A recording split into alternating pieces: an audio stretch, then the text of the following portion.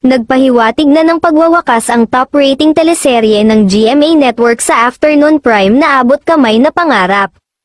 Sa teaser ng episode 617 ng nasabing teleserye nitong Sabado, August 31, makikita sa huling bahagi ang tekstong ang nalalapit na pagtatapos sa ibaba ng titulo nito. Ngunit wala pa namang ibang detalye na inilalabas kung kailan ang eksaktong petsa ng pamamaalam nito sa ere. Umani tuloy ng samot-saring reaksyon mula sa mga netizen ang naturang post, narito ang ilan sa kanilang mga reaksyon.